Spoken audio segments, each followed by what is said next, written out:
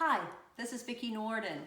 I've been reading a lot about phases this week, which phase we're in and what we have to do to graduate to the next phase and the next phase and the next phase and so on and so forth. Governor Newsom has pointed to our ability to track the virus to reopen our state. And to do that, he wants to quadruple our testing in the state and hire 20,000 contact tracers. Contact tracing is not a new idea, and public health professionals have used it to track the spread of diseases and measles.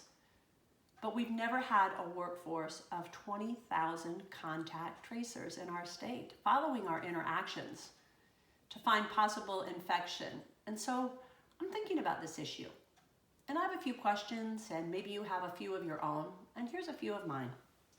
First, I'd like to ask what data is going to be used for contact tracing, and which cell phone data will be released to the contact tracers.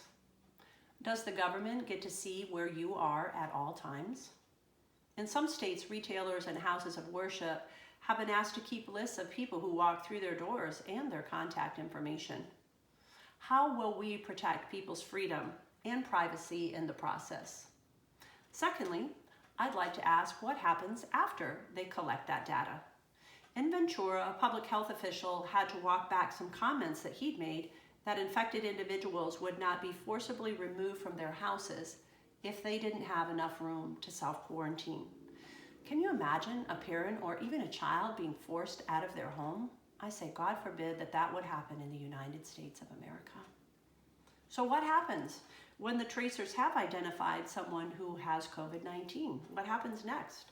Can they force them to be tested? Can they force them to self-isolate? And what if the person lives in a smaller home or even a more densely populated area? What happens next? And who has the authority to make that call?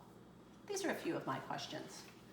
There is no doubt that we must be careful in the reopening of our state, but we must also be careful that we do not sacrifice freedom in the name of safety. My name is Vicki Norden, and I hope that you are staying safe and healthy.